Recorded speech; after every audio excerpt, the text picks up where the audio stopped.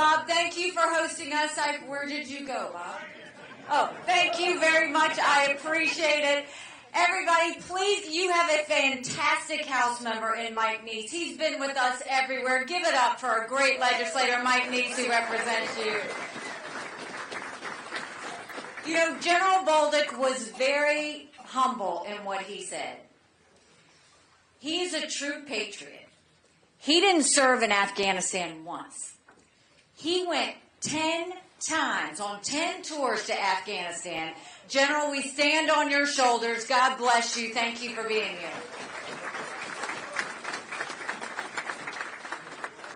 And Ralph Norman's been a freedom fighter as long as I've known him. And as long as we have been friends, he has always stood up for what's right. He's always fought for you. He's never gotten caught up in the political prestige of what happens in any of the offices he's held. But Ralph, I am so thankful to be your friend. Thank you very much. I appreciate it. So here we are. Election day is on Saturday. And a year ago this week, I announced I was running for president. And it's been quite the roller coaster. And when I look at how far we've come, there were 14 people in the race. We've defeated a dozen of the fellas. I just got one more fella I got to catch up to.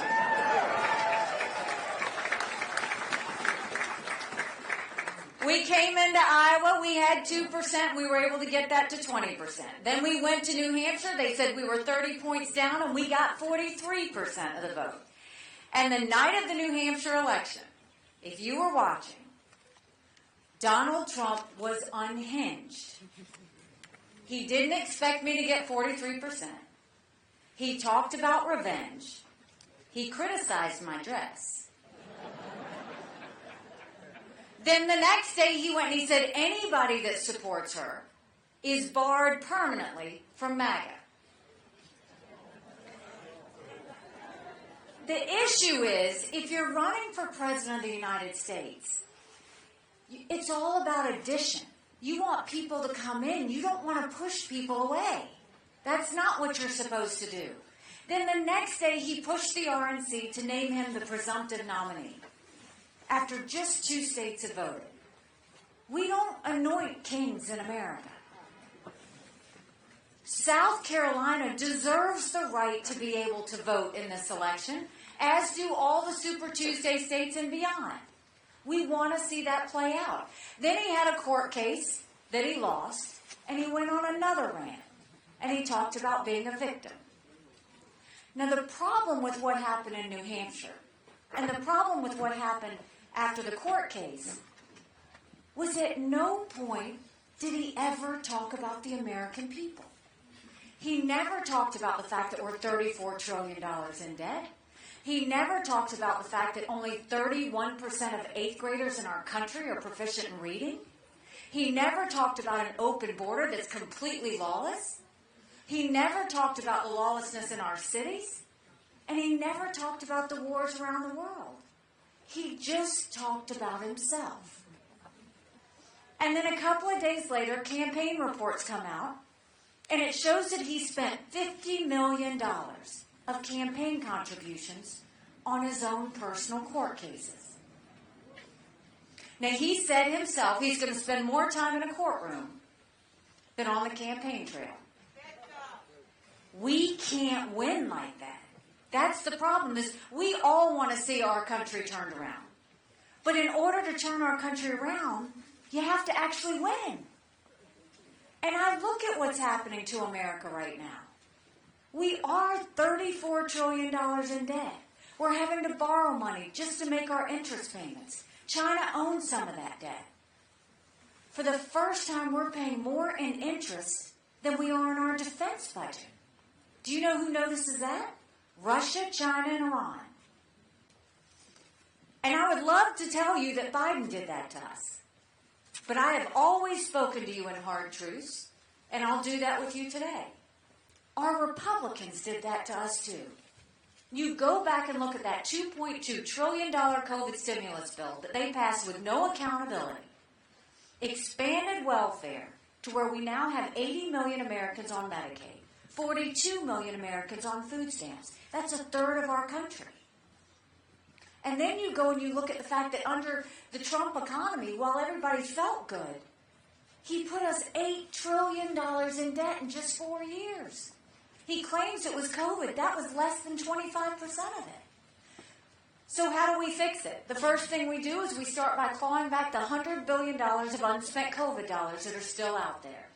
Instead of 87,000 IRS agents going after middle America, let's go after the hundreds of billions of dollars of COVID fraud. 1 out of every $7 was spent fraudulently.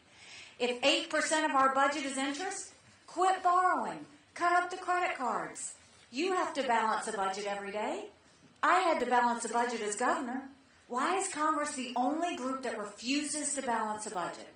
We'll stop the spending, we'll stop the borrowing, we'll eliminate their pet projects, and I'll veto any spending bill that doesn't take us back to pre-COVID levels. That will save us trillions.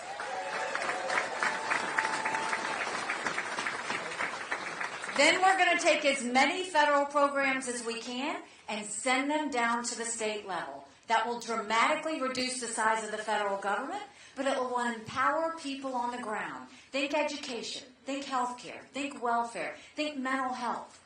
If we cut the strings and send those funds down, we can customize it according to the states. And then we want to open up the middle class. We want to cut taxes on the middle class and simplify those brackets. We want to eliminate the federal gas and diesel tax in this country. And we want to make the small business tax cuts permanent. They made corporate tax cuts permanent, but they made the small business tax cuts temporary. Small businesses are the heartbeat of our economy. We need to start acting like it. And speaking of Congress, they have one job, and that's to give us a budget on time. Do you know, and Ralph is just as furious about this, do you know Congress has only given us a budget on time 4 times in 40 years? You know what I say to that? You don't give us a budget on time, you don't get paid. Period.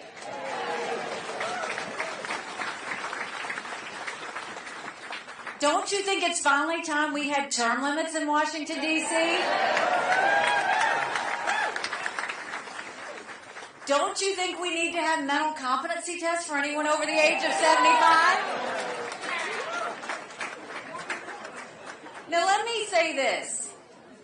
When I say that, I'm not being disrespectful. We all know 75-year-olds that can run circles around us. And then we know Joe Biden. Congress has become the most privileged nursing home in the country. But this is not something to play with. These are people making decisions on the future of our economy. These are people making decisions on our national security. We need to know they're at the top of their game. And then look what's happening at the border. Did you ever think this would happen in the United States?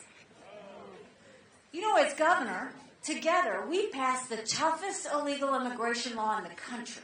President Obama sued us over it, and we won. 8.5 million illegal immigrants have come to that border. We've had more fentanyl cross the border last year that would kill every single American. Number 1 cause of death for adults 18 to 45? Fentanyl. And don't think for a second China doesn't know what they're doing when they send it over. So the way we'll fix the border is what we did in South Carolina. We'll take it national. We'll do a national E-Verify program where every business has to prove that the people they hire are in this country legally. We will defund sanctuary cities once and for all. No more safe havens in America. We'll put 25,000 Border Patrol and ICE agents on the ground and let them do their job. We'll go back to the Remain in Mexico policy because no one should even step foot on U.S. soil. And instead of catch and release, we'll go to catch and deport. That is the way we will stop what's happening on the border. And you know, my parents always taught me, you take care of those who take care of you. But I'm going to ask you if we're doing that. Right now in America, we have over 35,000 veterans who are homeless. 1 in 3 suffers from PTSD or thoughts of suicide. We lose 22 heroes a day to suicide. If a veteran needs a doctor's appointment at the VA, on average, takes 29 days. Why 29 days? Because on the 30th day, they can go to the doctor or hospital of their choice. So midway through the 29 days, they get a call to reschedule. And the clock starts all over again. It's shameful how we treat our veterans.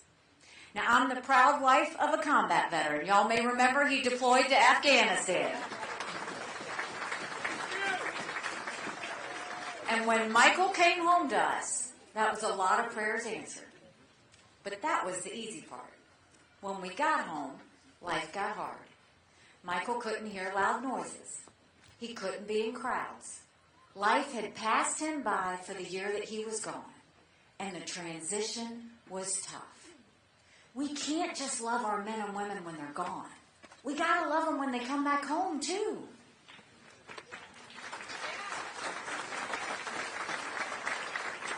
So let's make sure we give them the telehealth and give them the mental health care they need right when they need it. Let's let them go to the doctor or hospital of their choice. They've earned that right. And I think the best way we deal with VA health care, I think every member of Congress should have to get their health care from the VA, and you watch how fast that gets fixed. It will be the best health care you've ever seen, guaranteed. And then let's talk about our national security. This is serious. We've got a war in Europe. We've got a war in the Middle East. You've got North Korea testing intercontinental ballistic missiles capable of hitting the U.S. And you've got China on the march. And if that wasn't enough, a week ago in Conway, Donald Trump said that if our NATO allies didn't pull their weight, that we wouldn't defend them. And then he doubled down and said, if they don't pull their weight, that he would encourage Putin to invade them. Now, this means Donald Trump is going to side with a thug who kills his political opponents. Donald Trump is going to side with a man who has made no bones about his hatred for America. Donald Trump's going to side with a dictator who arrests American journalists and holds them hostage. He's going to side with Putin over the allies that stood with us after 9/11? We all want our NATO countries to pull their weight, and we should stay on them to do that. But you say that behind closed doors. NATO has been a 75-year success story because Russia is intimidated by that alliance. Don't empower Putin that way, and that's exactly what he did. Putin has made it very clear that once Russia takes Ukraine, Poland and the Baltics are next. Those are NATO countries that immediately puts America at war. This is about preventing war. And now what has Putin done since Trump said that? He's now started to put forces around the Baltic countries because he's headed for the next step. But the next step is dangerous for us. We need to be smart about our national security. We need to be smart about what we say and be disciplined. Our number one goal is to prevent war.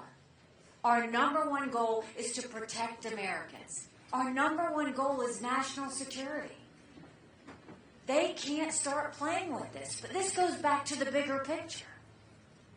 We've got to acknowledge some hard truths. I voted for Donald Trump twice. I was proud to serve America in his administration. But the truth of the matter is, chaos follows him. Everywhere he goes, chaos follows him. And we can't be a country in disarray and a world on fire and go through 4 more years of chaos. We won't survive it.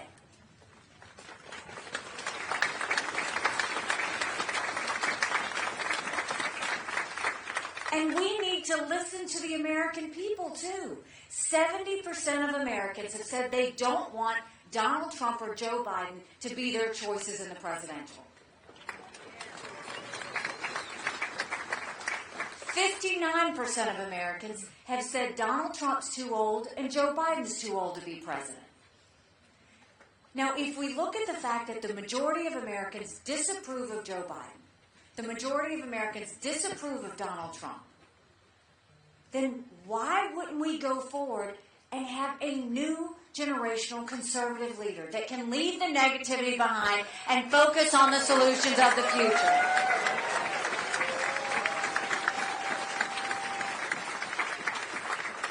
And mark my words, we will have a female president of the United States. The hard truth is, it will either be me or Kamala Harris.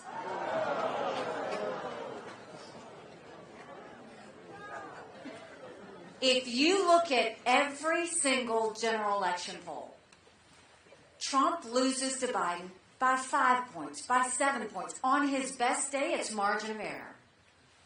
I'm in every one of those same general election polls, and I defeat Biden by up to 17 points.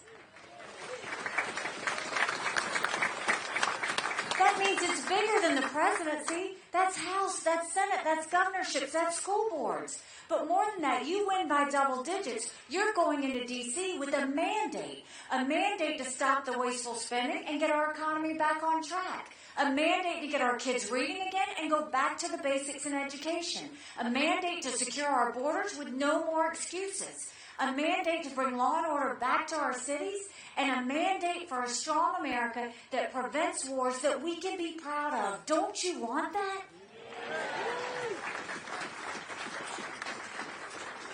Because we could have that. But in order to have that, it's going to take a lot of courage. Courage from everybody here. Courage for me to run. And courage for every one of you to know. Don't complain about what happens in a general election if you don't vote in this primary. It matters.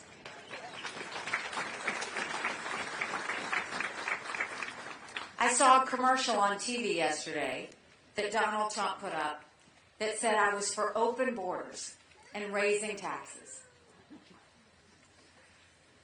And I thought, well, if he's going to lie about me, then I'm going to tell you the truth about him.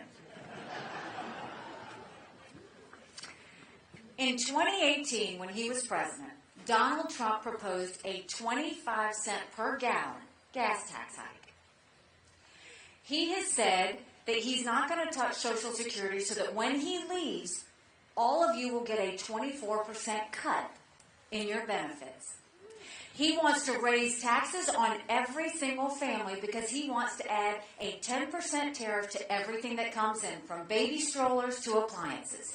That will be more than $2,800 more per family per year. That's not how you fix an economy. That's not how you get things done.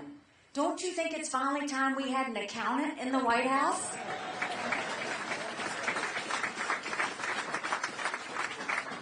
We have a chance to get this right. But we honestly need to look and say, what is it that we want? Do we want more of the same, or do we want something different? More of the same is not just Joe Biden. More of the same is Donald Trump. Think about it. Donald Trump lost in 2018. We lost because of him in 2020. We lost because of him in 2022. But look at what happened last week. He loses another case on immunity, so he'll be tried as Citizen Trump. The Republicans lose a vote on Mayorkas and the border. Republicans lose a vote on Israel. The RNC chair loses her job. And Donald Trump's fingerprints were all over. Everything he touches, we lose. At what point do we not say, maybe it's him that's the problem?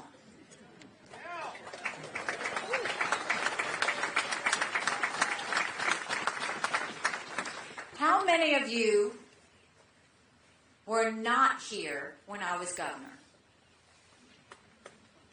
A few of you. You moved to the best state in the country, I'll just say that. Well, those of you that were here, we went through a lot of crises together. We went through a police shooting where Walter Scott was shot in the back 8 times by a dirty cop. We had a school shooting. We had a horrific church shooting.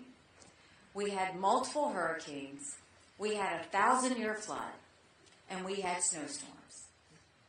And through every one of those, we pulled together. But the one that brought us to our knees, when we had that shooting at Mother Emanuel Church, and we lost 9 amazing souls, that was on the heels of Ferguson. And every city was burning on fire with riots. But what did we do? We didn't have riots. We had vigils. We didn't have protests. We had prayer. And we brought down a symbol that had divided us in a way that showed strength and grace to the rest of the country and the rest of the world. And the reason that happened is because the tone at the top matters. My job was never to judge either side. My job wasn't to name who was right or who was wrong, or who was good or who was bad. That's what's happening in our politics now. That's not what we need. Instead, what we did was we brought people together and brought out the best in people to go forward. We need to do that in our country. We've got to stop where we can't have dinner with family because we're fighting. We've got to stop where you're hating people because they're on the other side. We've got to stop with all this anger and division that's happening around our country. It's not normal. None of that is normal. And I'll tell you who it's mostly not normal for. Our kids and our grandkids. They can't live like this. It's not right. Right now you look at the younger generation, and they worry about how they're going to own a home. They worry about how they're going to get a job. They're worried about all of this debt. They're fearful of wars. And all they feel is anger and chaos. This is about them. This is about making life better for them. And we know how to do that. But we have to have the courage to do it. 7 months ago, I dropped my husband Michael off at 4 a.m. for another year-long deployment. And I watched him and 230 soldiers pick up their 2 duffel bags of belongings to go to a country they'd never been, all in the name of protecting America. They're willing to sacrifice their lives and their families because they still believe in this amazing experiment that is America. So if they're willing to sacrifice for us there, shouldn't we be able to fight for America here?